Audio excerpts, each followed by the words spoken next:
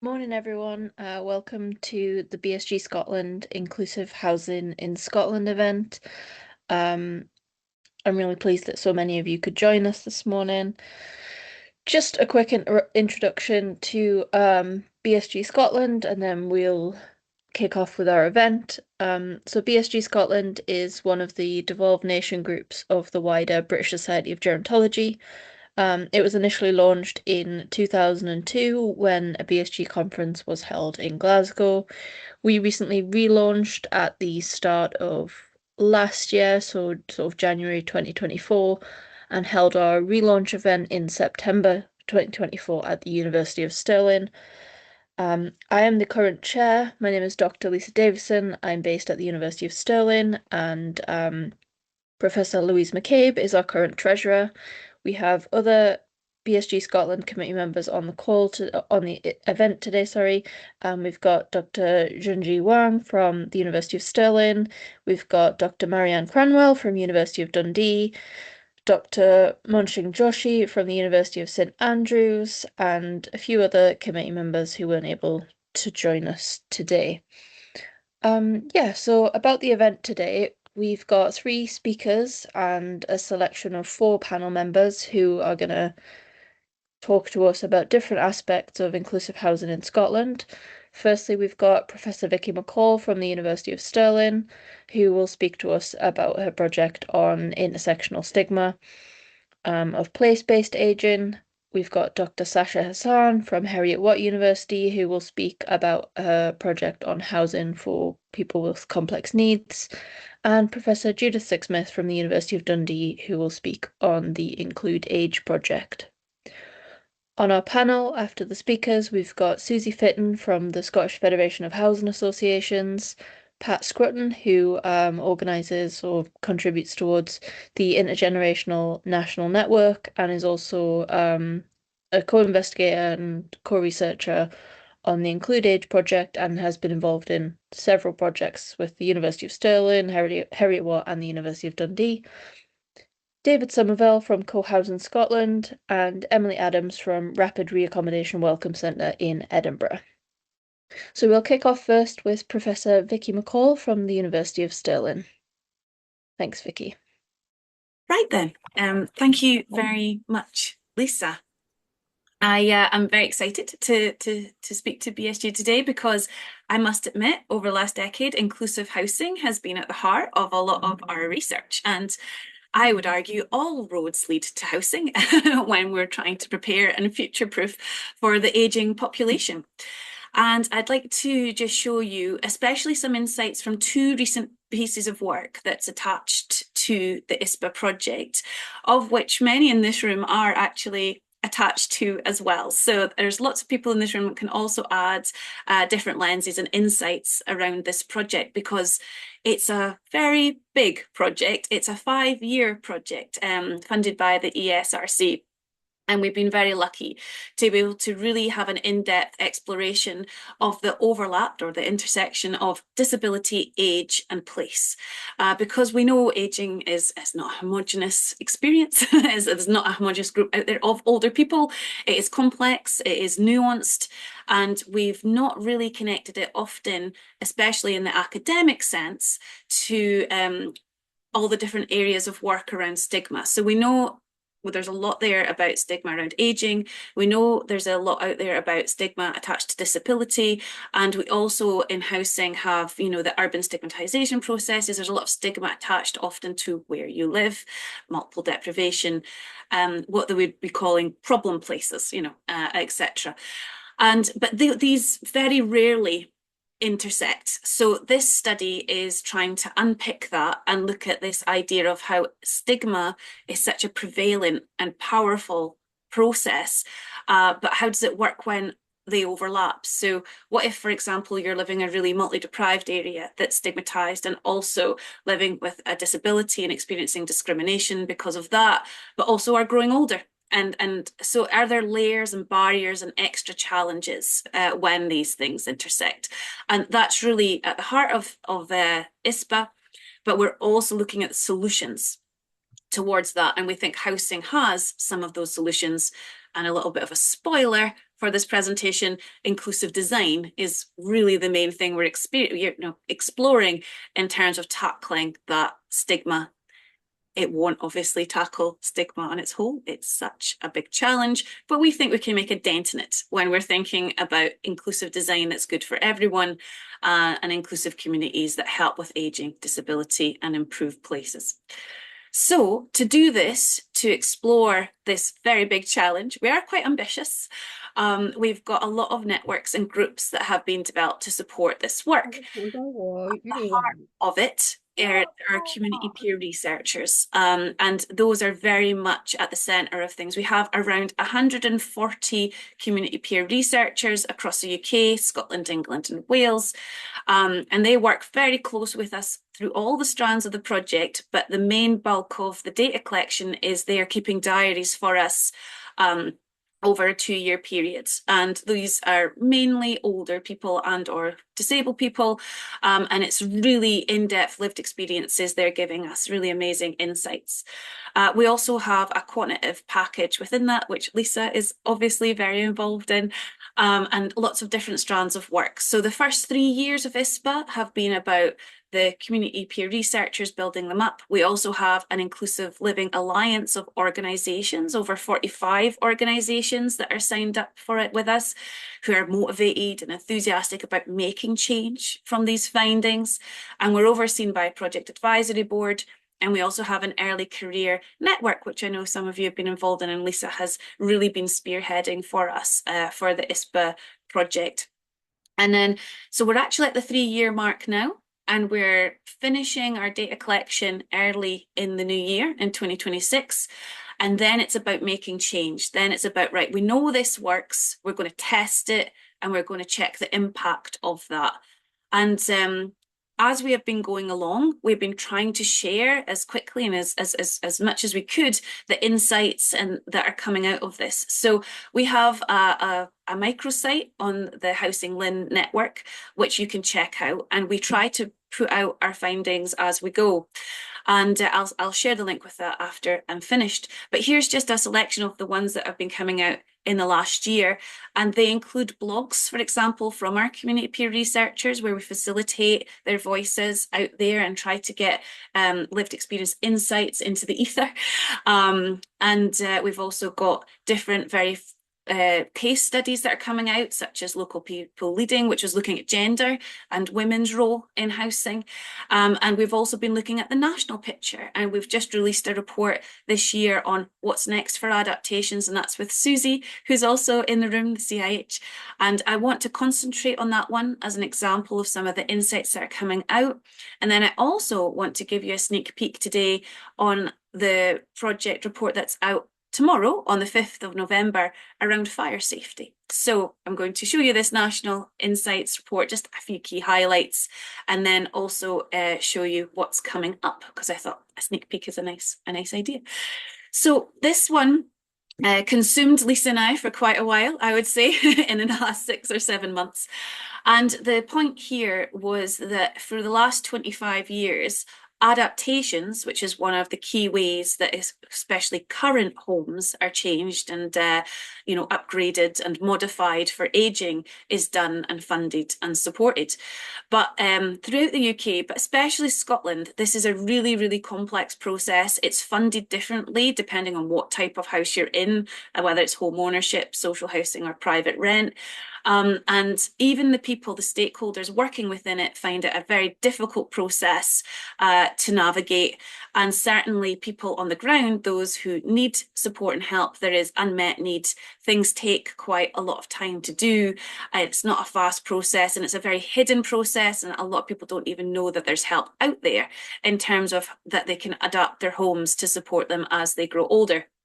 So we delved into that in a little bit more detail, trying to, I guess, make the point that we need investment and interest and support in the adaptation sphere. So we reviewed a lot of the policies that had been out for the last 25 years. I would say but Lisa analysed the national data sets which were attached to this to show that there was need going forward as well that we're projecting. And we interviewed 36 key stakeholders across the Scottish landscape, including OTs and so on, to really kind of get in depth around the barriers of why adaptations have been so ignored, especially in the policy realm. And we, of course, as always, at the heart of that, put our community peer researcher insights into it. I always usually start these elements that, well, when we're not investing and making a smooth adaptations process, when we're not future-proofing our housing, what people are choosing to do then is let people be in homes where they can't bathe, they can't sleep, they can't eat, and that brings it to life a little bit more. There is a real human cost when we don't future-proof and support our homes to be ready for people's health changes as they come, whatever they may be. So we make sure to do that in the report and really remind people of why it matters. And the report is very much showing as well that that's going to increase, that need will project. So the number of homes that we need adaptations for is going to rise.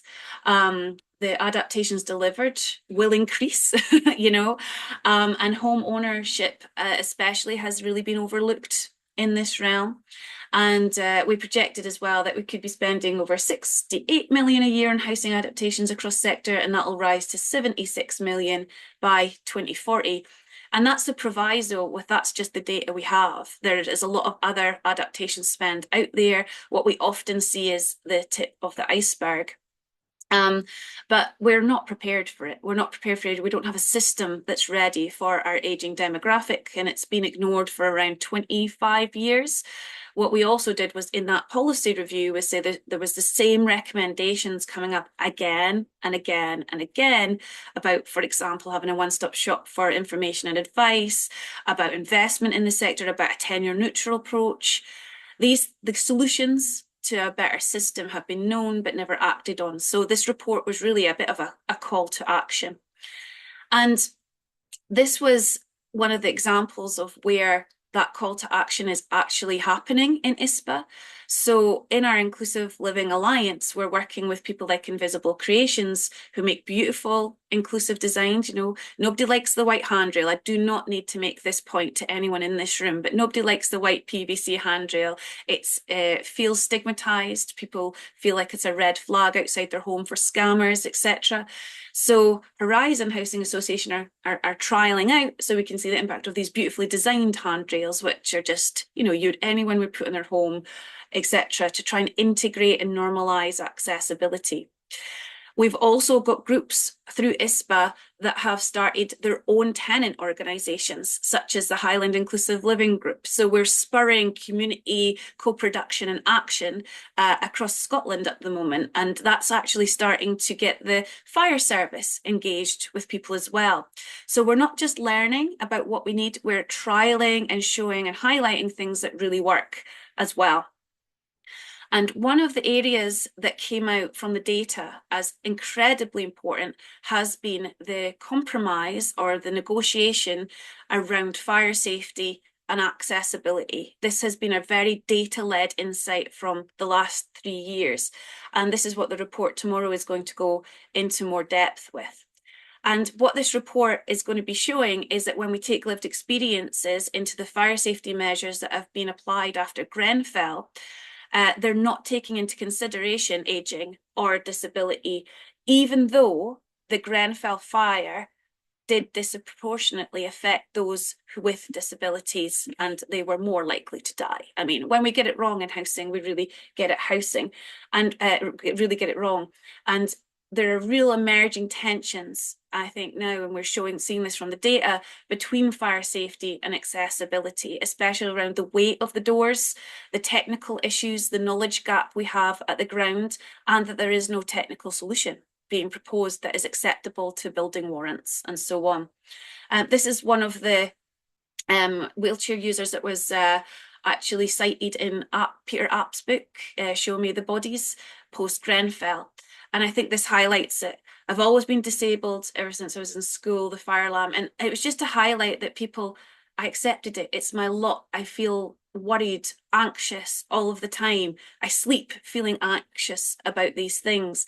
And this has really emerged from our diaries as well, this tension between fire safety, security, and accessibility. So we interviewed OTs, interagency working, and drew on our CPR diaries. Um, and it highlights this report that it's about doors, communal areas, front and internal doors.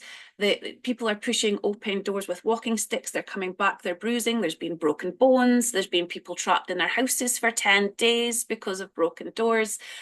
People needing help because they're stuck, which really challenges feelings of independence. And the result is people will just wedge open those fire doors, completely undermining the fire safety regulations anyway.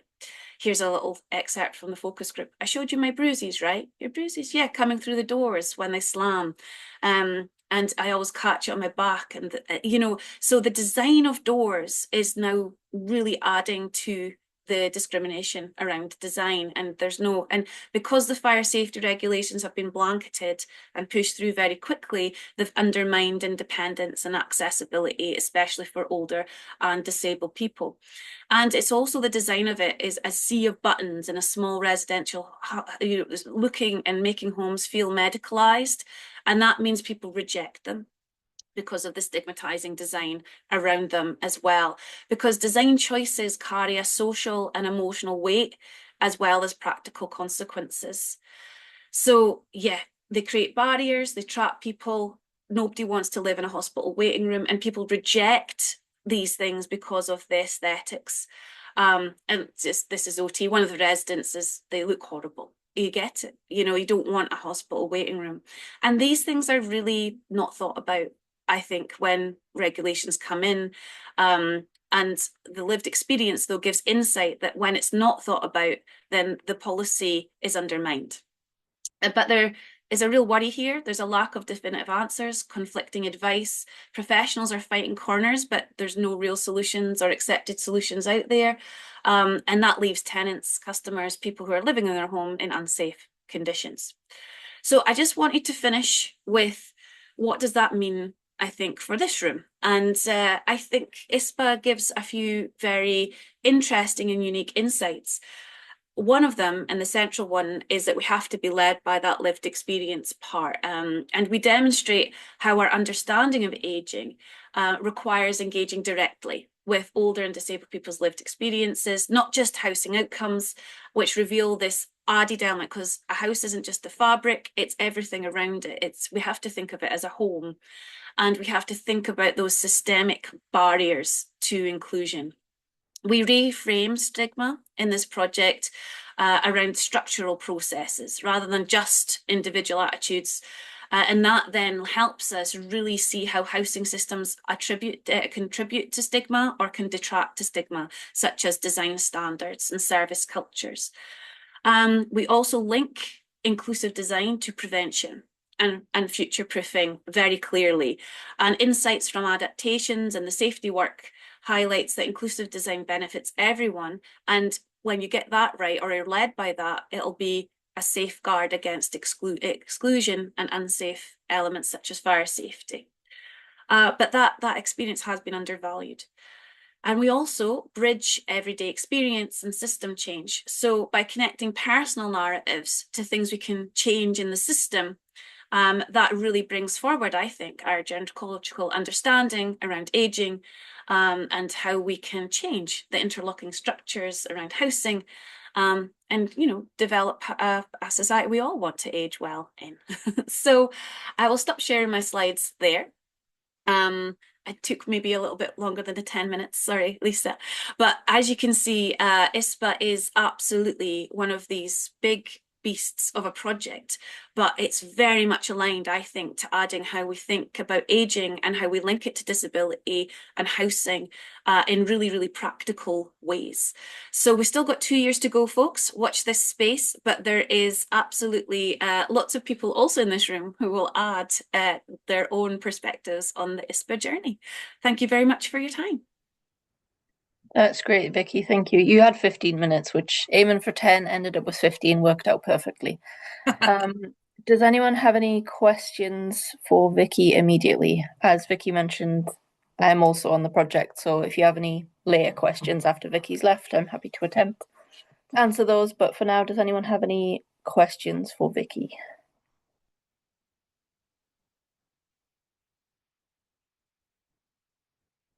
Marianne. Hang on, I'm not used to using Zoom all the time, so I'm like, oh, I've got to look at every single button. Hi, Vikki, that was really interesting. I kind of don't come really from a housing background, so this is all kind of not a revelation. I think some of it we sort of know somehow, but that was really, really useful for me. So I was quite interested in um the kind of when you're talking about the handrail specifically, there seems to be a gap between the functionality and the kind of normal human experiences that lots of people have.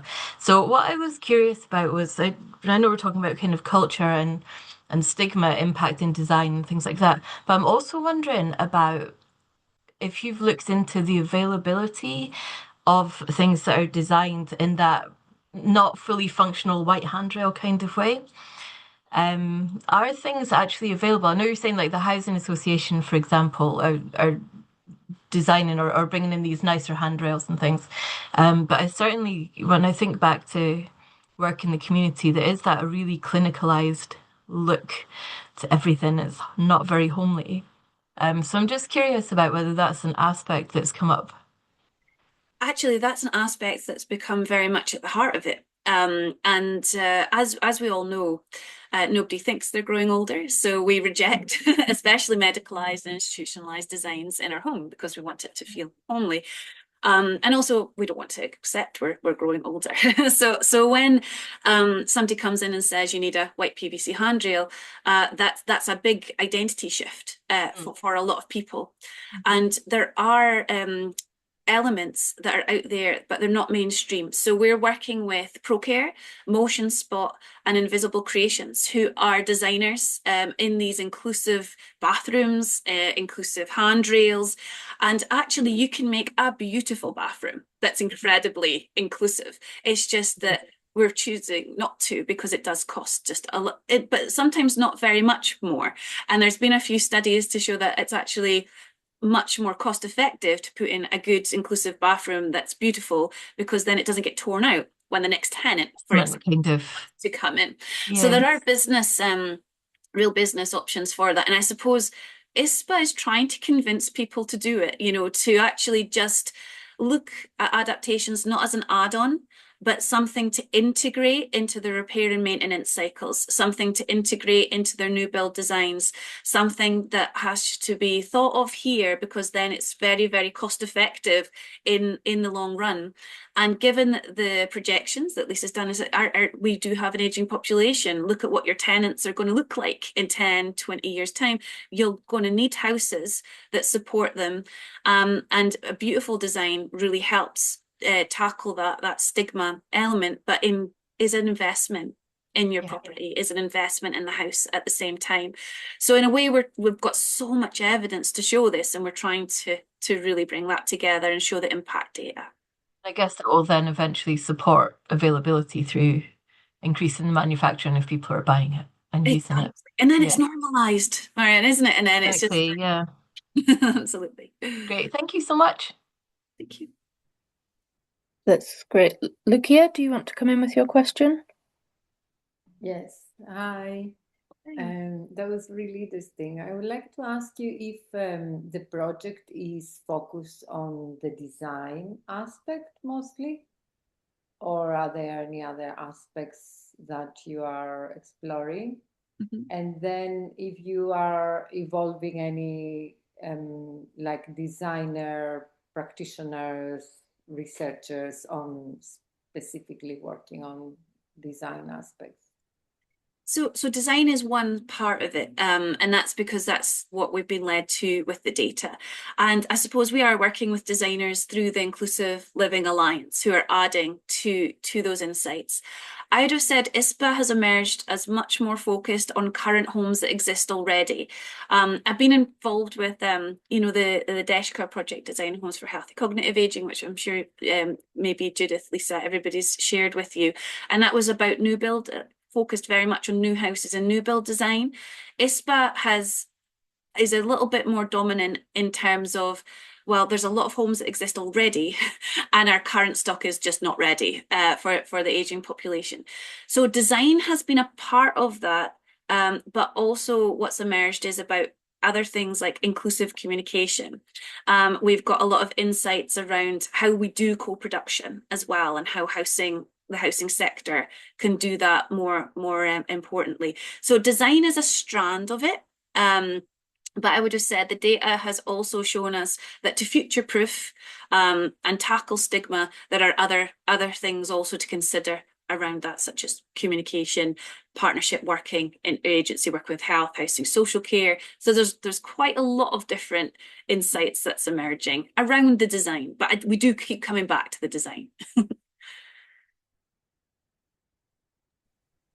And we've got time for one more quick one if your question's quick, Judith.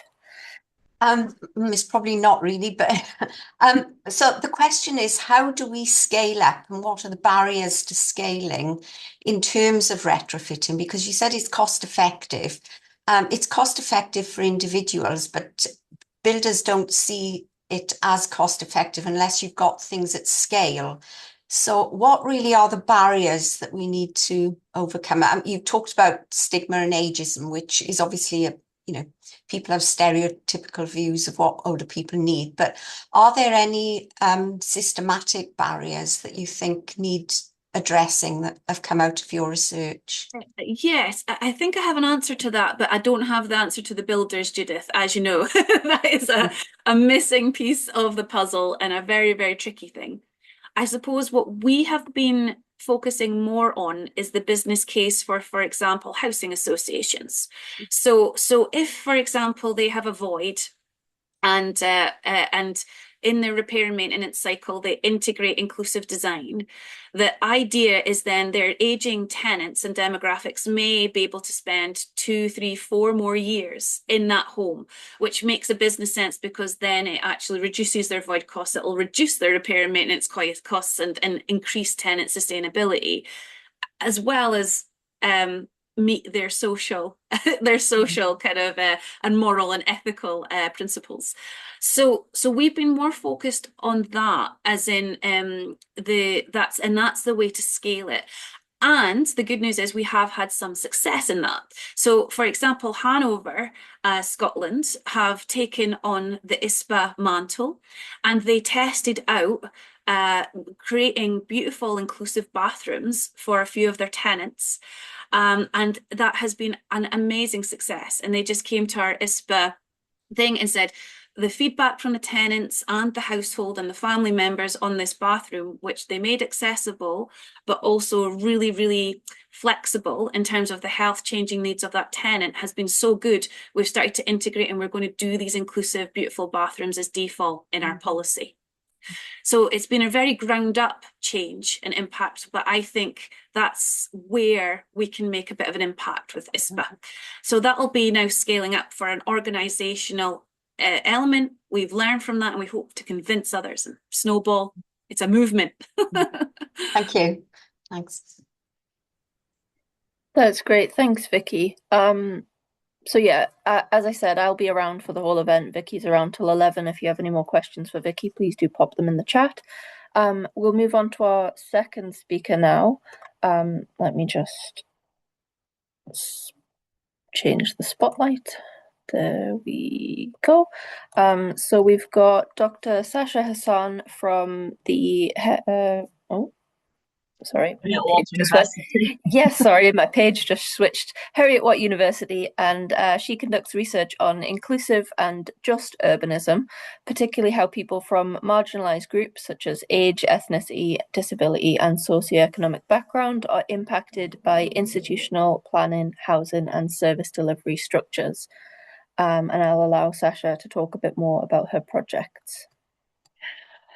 Thank you for that. Thanks, everyone, and thank you for inviting me to this. I'll talk you through about a small piece of work. Well, it's way smaller than Vikki's, so I won't claim we had achieved any kind of substantial impact as of yet, I would suppose. But this project came about, it was a commissioned piece of work, and well, maybe I'll share my slides, talk through it to cover everything in there. If I do remember how to share my slides. Okay, there you go.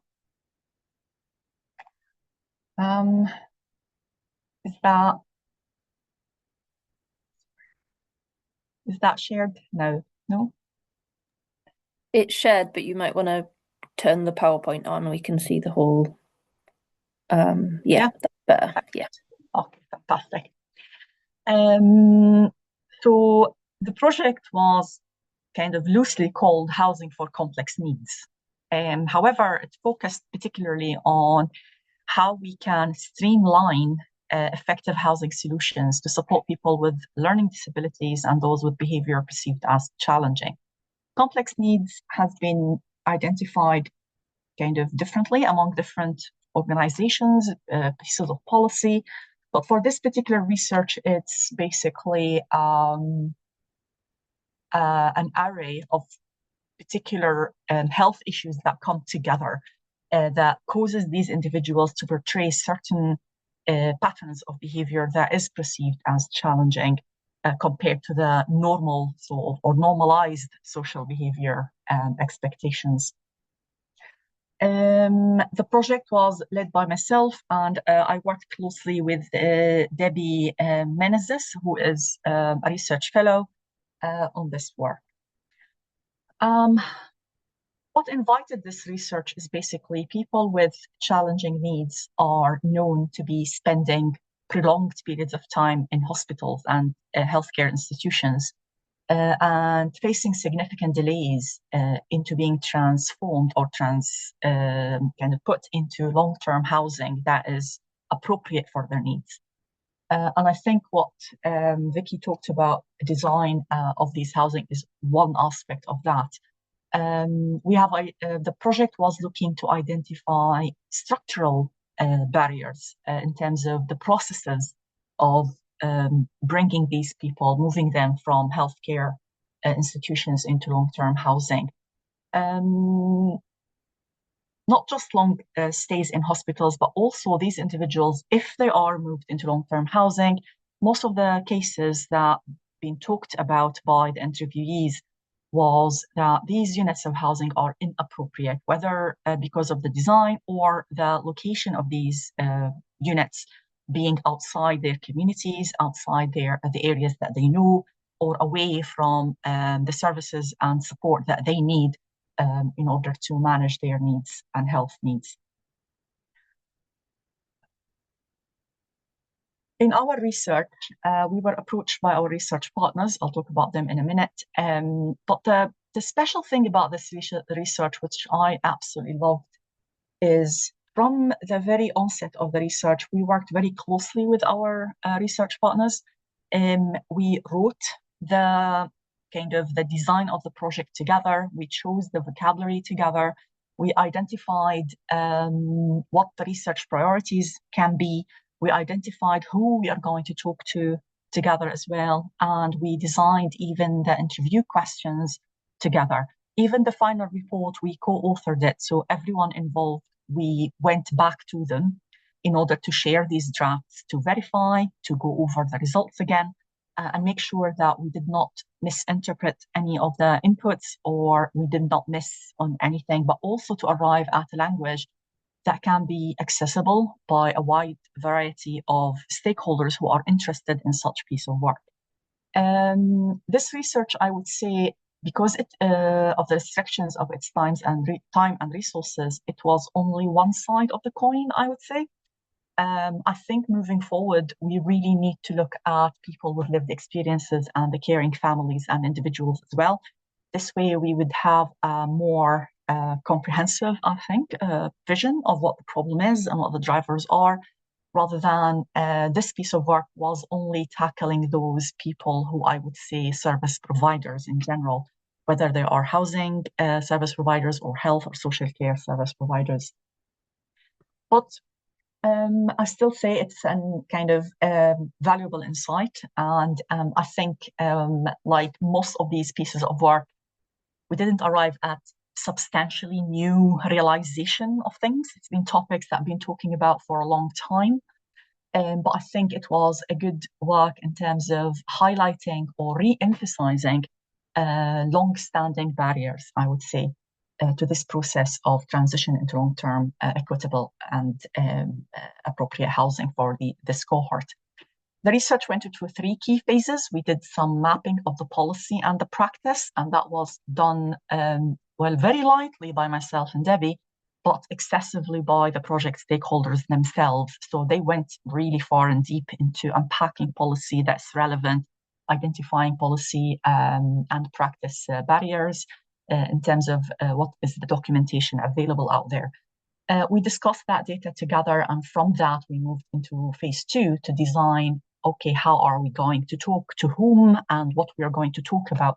And that was designing data collection methods, I would say.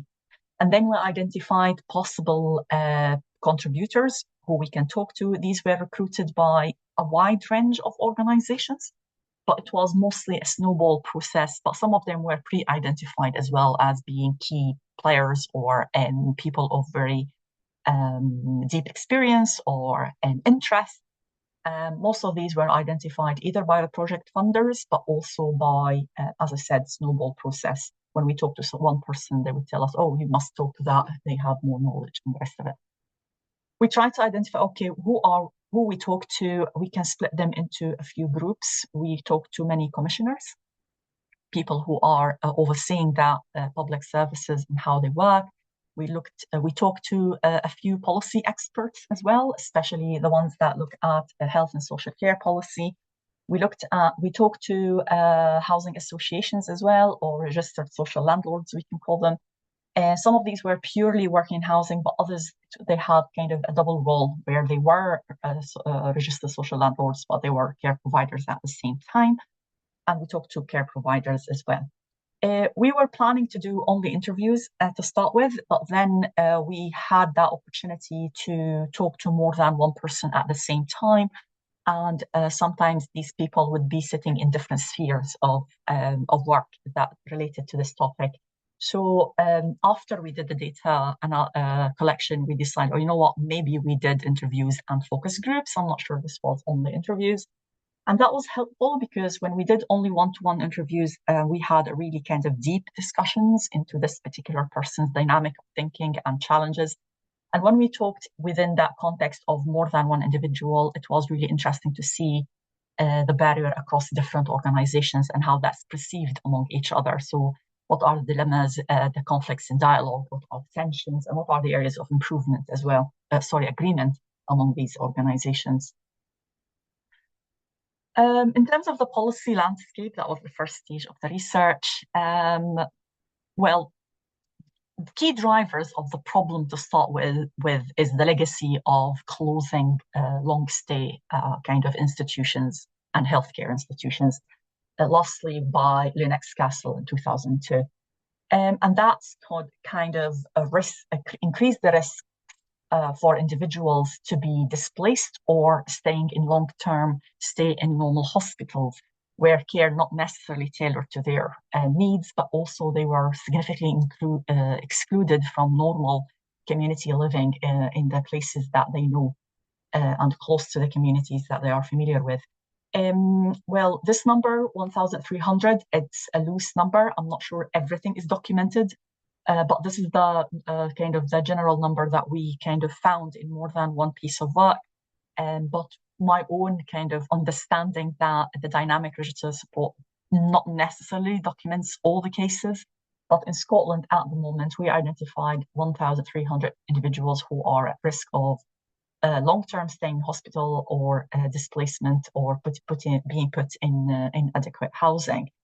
In terms of the support, in terms of policy, well, it's not a new topic. It's been since the year 2000 with the Same As You that reinforced that people with learning disabilities should be enabled to live in suitable homely accommodation in areas of their choosing. But the policy still struggled to fully implement that. And then the Scottish government supported that with another piece of policy, what was called the Keys to Life in 2013, but tried to re-emphasize the same message, but going a bit further by identifying housing as a basic human right. It was a huge improvement, I would say, in how policy perceives this challenge. Most recently, the Coming Home Agenda became is the key policy document that looks at individuals with challenging behavior or complex needs, and how these are, or how long-term care for these individuals is perceived in terms of policy and action. Nonetheless, challenges kept being persistent. We still have people who are placed in inadequate housing. We still have people who are in hospitals for a long term beyond their needs. Actually, what happens in their stay, we talked to some carers, but wasn't as a part of this research. It was in a conference where they say some of the people or the individuals that they care for, their health conditions deteriorated significantly because of the long stay in hospitals. So it has quite a significant counter kind of impact. For the Coming Home Agenda, basically, sorry, just give me 1 second. Yes, for the Coming Home Agenda, the big focus is to adapt the dynamic support register as a key document where all these needs across the country are reported and registered, which is great because it provides that possibility to monitor all these delays in hospitals or all these people at risk of placement breakdown at an early stage, which is great and enables that early intervention. But the problem is it is quite of a singular dimension document. It looks only at health and social care, and it does not include housing as a key stakeholder or part of that, whether the documentation or the strategy to support these individuals.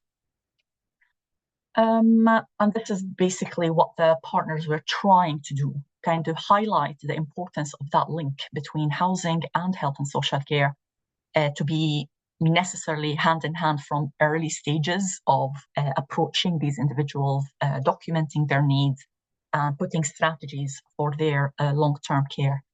Henry Walt University was asked directly by NHS Greater Glasgow and Clyde and SCLD to do this work. We worked closely with Key Housing Association and Horizon Housing Association, and all of us, you can say 5 key partners, we were sort of redoing the research all together. So I would say we were kind of co-researchers rather than us, me and Debbie. And that also helped to make this research, as I said before, understandable, closer to the realities of the situation, could be understood and actioned by people who are involved, but also helped in disseminating this research wider, so kind of make more people aware of it, because people who are involved in it were kind of at the core of the process. We identified key questions that we wanted to go forward with in terms of, okay, what are the barriers and the opportunities for people in Scotland to access housing in a timely manner? We looked at issues of awareness, resources, legislation. And again, these issues, we didn't anticipate them in advance. They were occurring from the discussions. We asked really broad questions, and the themes that were appearing in the data identified these areas in particular. We tried to look at, okay, what is the good practice? What are the effective current pathways and models that we can build on in order to improve housing delivery for people with complex needs? There were so many amazing cases and scenarios that honestly flipped the lives of some of these people to an absolute positive destination. But the problem is these are only cases and scenarios of good practice, but they are not mainstreamed in any way. And I would always hope that we can see the opposite, where the poor practice is the kind of the highlight and the not something that you often come across, but it wasn't the case. But hopefully that will be at some point. And we wanted to identify, if any, what is preventing organizations, housing associations, health providers to integrate or engage in that collaboration between housing and healthcare agenda, and how we can actually bridge these. communications and what is stopping them, whether it is barriers to understanding legislation, or is it being the stigma of working with these individuals, it is hard work that we step away from, or is it issues of resources and the rest of it.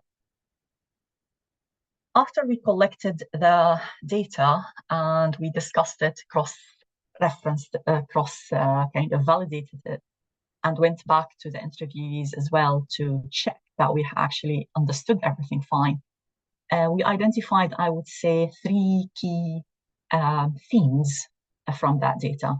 There were issues around collaborative working, and that cross-organizational support.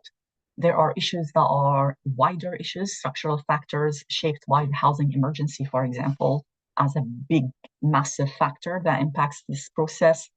Massive issue around resources, and we know that the cutback on budgets, the limited access to funding, and sponsorship of different approaches is a big factor that many organizations cannot, whether they're willing or not, they cannot engage in such agenda or such work. But for these areas, we identified not just barriers, but also areas of action in order to arrive at housing as an integral and strategic partner within health and social care. And as Vikki said, it all lands back to housing. If you're housed in a proper housing, like inevitably health will improve, equitable opportunities will be more available, and general well-being, quality of life will improve. If we talk about each of these areas in particular, we looked at structural factors, and we looked at enhancing inter-authority coordination across agency collaboration as a key element, because we need to maintain a holistic dynamic support register to include shared database, for example, or platform for tackling allocation processes, housing availability, and support services across different localities, and implement workforce initiatives across stakeholder groups to ensure that a collaborative shared understanding of the skill mix required for effective pathways for this group. And this is the issue that most housing kind of providers talked about, in terms of we are not at the table. We're always faced by emergency situations, or we have a breakdown of care for this particular person. We need housing in a month or a few weeks. And this is impossible by providers to cope with or provide, and vice versa. Sometimes they are noted that, okay, we are anticipating needs for certain individual in a 2-year time, and then they preserve housing for them, and it stays vacant for a very long time. The 2 years pass, more than that pass, and that's proven to be a huge financial loss for that housing provider, and no action is being taken because of that lack of continuous communication. We're looking at implement integrated planning for housing and ensure housing leaders are formally a part of the integration joint boards for strategic planning processes to streamline effective housing solutions for people with complex needs. And that integrated framework is very essential so housing and health and social care can adapt to ensure successful coordination of effort and showcase integrated service delivery models that combine housing and care support tailored to individual needs for those identified in this report. We looked at, for example, the Borders Health and Social Care Partnership and Leiden Housing Association have been doing some good work in this area and working really closely in order to provide that integrated strategy for housing these individuals. We looked also at the importance of aligning local government actions with national health and social care priorities through the charging for residential accommodation guide, for example. And this allows that close communication at the very early stages of local government action when they are looking at planning housing and social care, or when the priorities of housing are designed. Resources came in all interviews, I would say. That was like the key thing that been talked about. We talked about optimizing existing funding resources. There is money, plenty of money everywhere, to be honest. There are millions of pounds being put in different pots that if they are brought together, that would really flip the scenario.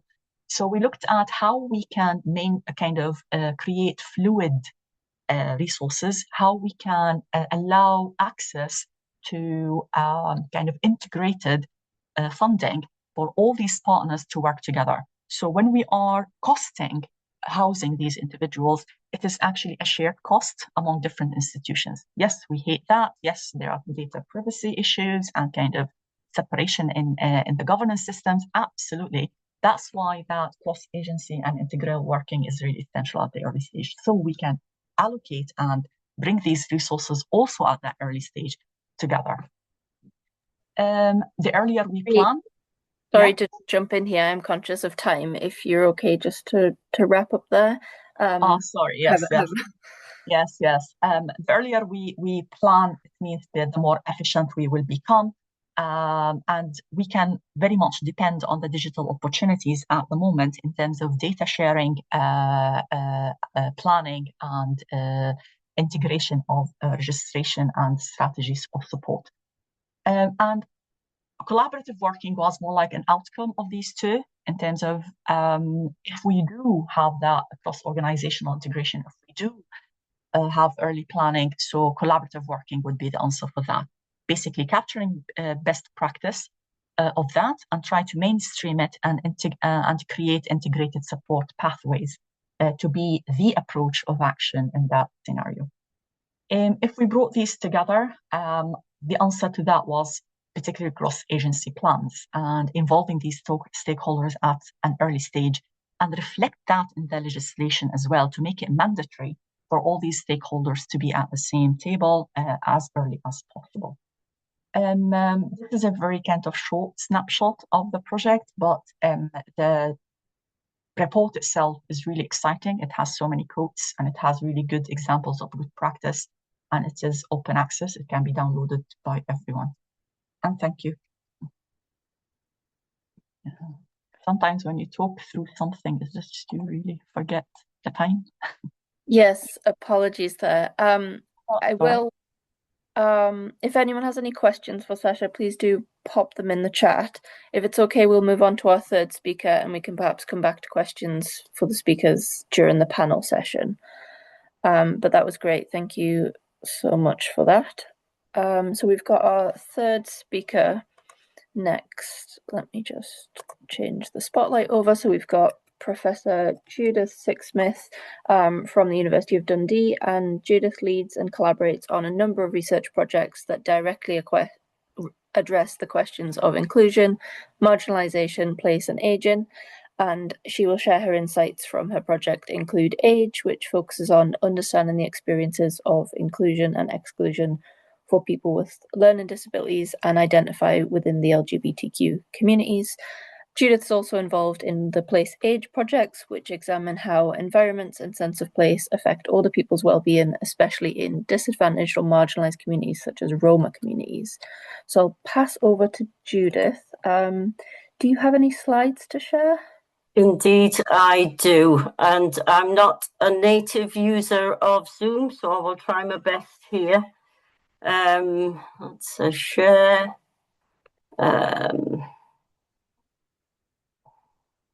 Application window. Is that, can you see it?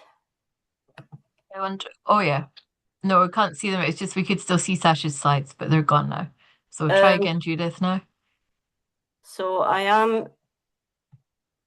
How's that? Something's happening. Yeah, so if you just put it in presenter mode. Okay, let me go slideshow then. And then from beginning. Yes, I think. Looks good. I think I've done something useful. There you go. Okay, so I'm Judith Sixsmith and I'm going to present on the Include Age project, which is funded by the Economic and Social Research Council. And the talk I'm going to give today is predominantly about, well, it's all about people with learning disabilities and looking at their lived experience and perspectives on living at home. And I've titled the talk here, When is Home Not a Home? And I have to say, before I kind of get into it, that this project is ongoing. And so we're coming towards the end of the data generation period, and we're deep in data analysis at the minute. So what I'm going to present is some insights from where we are at the moment in the project. And I have to say that we have a rather large team, but nicely including academic and community third sector organisations. And on this slide, you can see some of those organisations there, but I wanted to highlight our co-researchers who come from both LGBT plus communities and from communities of people with learning disabilities as well. And they've helped enormously in helping us to design the research, to test out and form the instruments that we've used for data generation. They've helped us with data generation itself and with co-analysis. So we're very, very pleased to have such a great group of people involved fully in the project. So today, I'm going to just give a little overview of the ongoing Include Age project itself. I'm going to talk about some of the key findings that are coming out concerning older people with learning disabilities and their experience of living at home, and some concluding remarks on what this all means for inclusion and exclusion. Okay. Key concepts around Include Age. We see inclusion as a dynamic process ensuring equal opportunities, and that those opportunities being grounded in the places and spaces that make up the texture of our lives, home being one of the key places where people spend an awful lot of time, where there are particular ideas about what home means, usually in the positive realm, thinking about home as a place of safety, privacy, comfort, a place where you can experience and express your own identity, you can personalize it, it's secure, and so on. And my talk today is going to just challenge that a little bit. And I think and so place matters and home matters, and aging well in the right place is perhaps a better way of thinking about what we might want to achieve in policy, rather than just aging in place, which is the policy mantra which has driven a lot of research and policy development over the last 10 to 20 years. Our project Include Age very much sees the importance of aging as part of the life and the life course in terms of what people have experienced in the past in terms of their home environments in this case, and what that means for living at home today. And I'm using home in that very general concept of the place that we tend to spend much of our lives living in. And our Include Age project is focused on two particular populations. That's mid to older aged people with learning disabilities and mid to older age LGBT plus people. And the reason for that is to capture that the different experiences people have had over the life course, and our sample runs from people around of 40 age up into the 90s. Okay, the aims of Include Age are to co-create understandings of inclusion and exclusion in everyday physical and online places and spaces. I've talked about our two different participant groups, but we also have a very strong participatory framework for our research, where we have advisory groups to advise on our project, and that are people with lived experience, our co-research, as I mentioned earlier, and a lot of participants who've given up their time to help us to understand what inclusion means for them in the everyday places and spaces they live. We want to translate our findings into potential solutions through co-design for more inclusive spaces and places in everyday lives, and to engage in academic, sectoral and policy knowledge translation. And that knowledge translation, or that knowledge integration, has happened throughout the project. We're not just waiting till we've finished the project and got something, some of the analyses to share. So what are we doing? We're working in England, Scotland and Wales. We've conducted life course interviews with 76 people who are LGBT+, and 78 mid to old people with learning disabilities, so quite a considerable database there. And as I've highlighted here, I'm going to talk today about the learning disability data set. Having done the interviews, we asked people if they would like to take part in the PLACE study, which is based on data generation in real time and the places and spaces that that people inhabit. They are given an electronic tablet, and they can use that just to tell us something about their experiences in those places in real time of inclusion and exclusion. And we've finished that data generation now, and we have 770 reports of different places that people have told us about. We have then gone on to look at some of the social aspects that support or don't support people to feel included in the places and spaces of their lives. So that's social network mapping, and that's very much ongoing at the minute. And then we've gone to different organisations in communities, organisations which are advocacy and support for those two groups of people, but also organisations that you just might encounter in everyday life, such as churches and banks and supermarkets and so on. And so today we've got 65 interviews with different organisations, and we're aiming for around about 80 before we finish data generation. And then most of that data will be analysed through the reflexive thematic analysis framework, but very much including our people with lived experience in that co-analysis enterprise.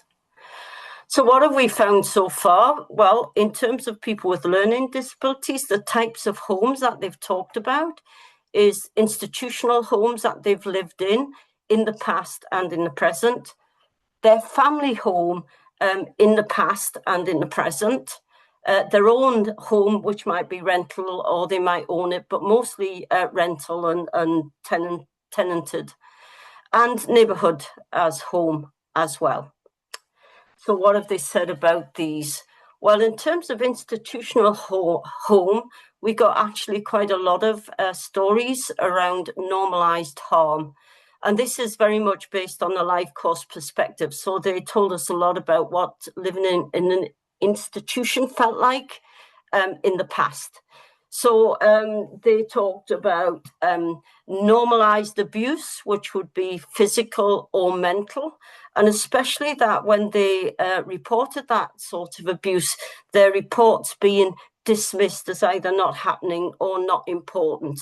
And as you can see here, some of those reports or stories or accounts were pretty dangerous and discrediting for them. As one person said, I got raped in there and the police ain't doing a thing about it. So really quite sensitive, upsetting data.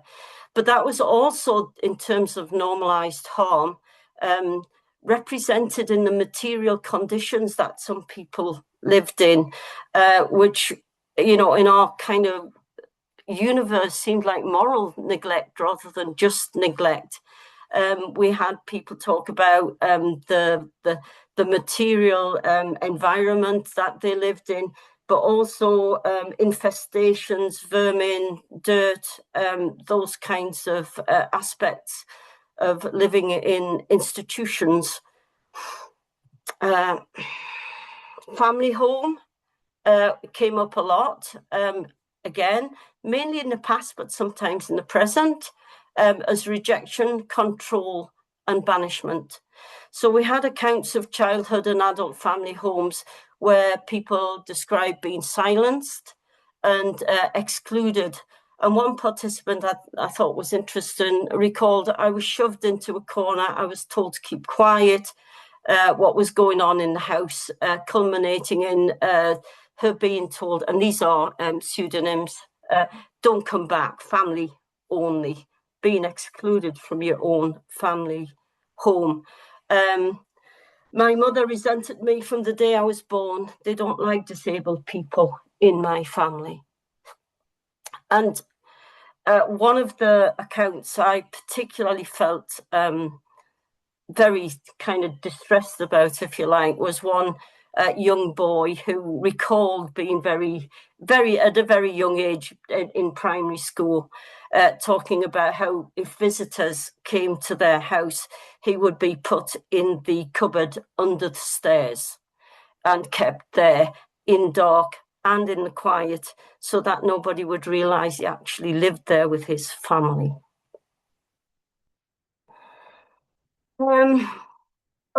Other aspects of living at home when home is not a home. Home is disability place, the precarity of it and the isolation that some older people with learning disabilities can experience.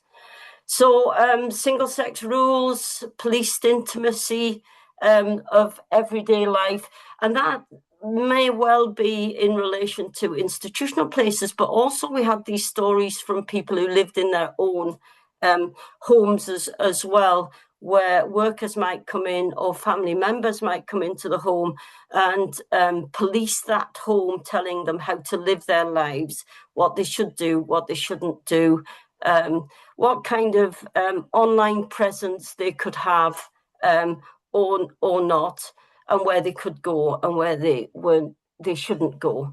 So so I've got some quotes here. It's like being in a concentration camp. And that kind of precarity and isolation was very much seen as nowhere to go, no one to go with, boredom at home. And that to me kind of locates the home that the person lives in relation to what's available in their neighbourhoods and how supporting or not supportive those neighbourhoods might be. In this case here, we talked. One person talked about being moved on, and others talked about living with threat. So here's a quote: "There was rats, so I moved out. The landlord wouldn't help me, and the next day after we moved, the house was set on fire or put on fire, as it was said." So that unsafe tenancies and precarious living conditions were very much part of the sorts of stories people were telling us. And then there's home and the care dilemma. So a lot of people with learning disabilities have support workers who come into the home to support them. And those relationships could be friendly, or they could be quite abusive and isolating, to the extent that one person said, "I try and stay away so that I'm never ever at home." Yeah, quite damning, really. So basic safeguarding failures. There should have been somebody on duty that night, but there was nobody. This was someone talking about an episode in an institutional care home that they were living in, and a very serious event happened. I don't want to go into it here, but nobody there, nobody to support. But the overview that care happens in institutions, when in fact that might be a bit of an illusion. But in other ways, care could be received and delivered in very reciprocal, gentle and everyday ways. So one person said, and summed up a lot of the data we read as well, I tried to help from the common room to our flat. I end up bringing one of the grandkids back with me. That was somebody else's grandchildren, in order to support them. And we're next door now, and I always cook for her something to eat. So, you know, ways in which people with learning disabilities are providing care to those who live around them, and that making them feel very valued within their home context. Of course, there's very positive aspects of home. Autonomy being one of them. My home, my space, my say. So where participants framed home as a place where their preferences count. And quite often that was one of the only places where their preferences counted. And we can see here from some of these short quotations where people with learning disabilities are very much guarding their autonomy. So visitors must respect the rest and routines that people have in their own homes.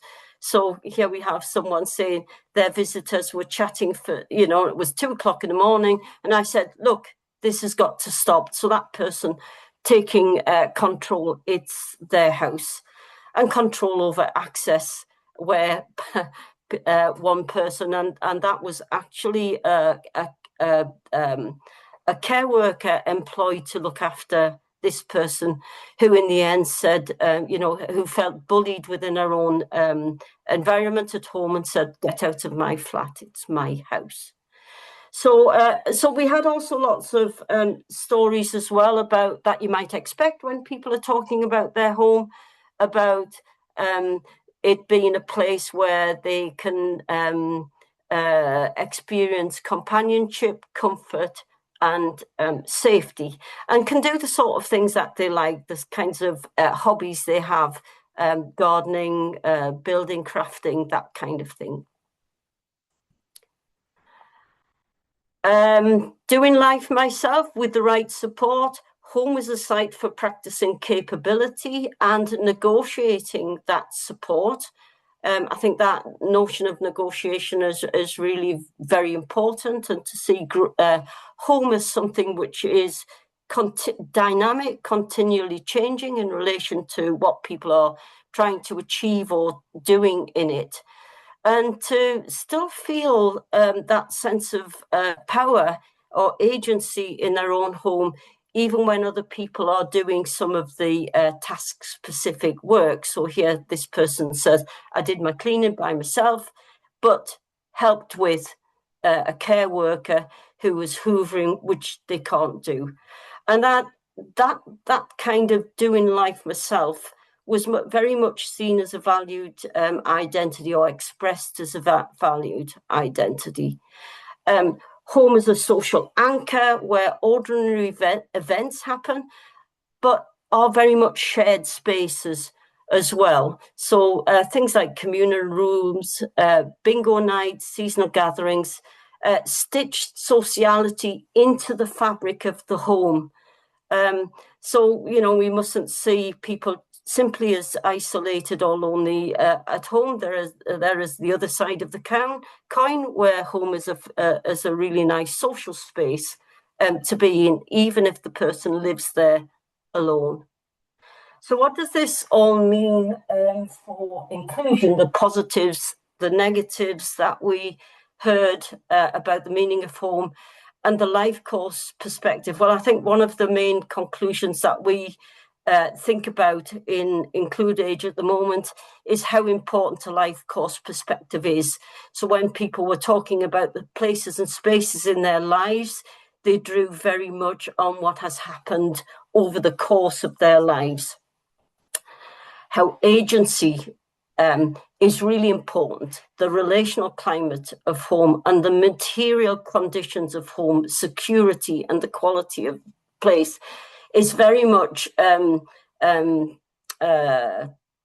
seen through that lens of what life has been like at home in the past. But we can't dismiss the harm, the displacement, the segregation, and the disbelief of you as a person and what's happening to you in home places and spaces.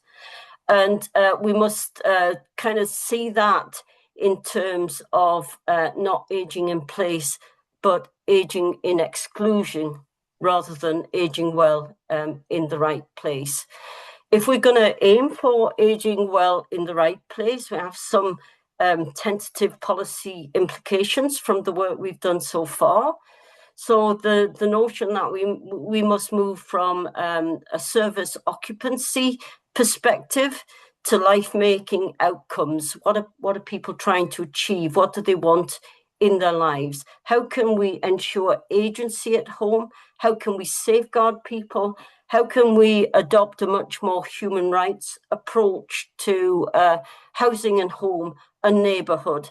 And how can we include people with lived experience in those conversations and in those place-based designs themselves?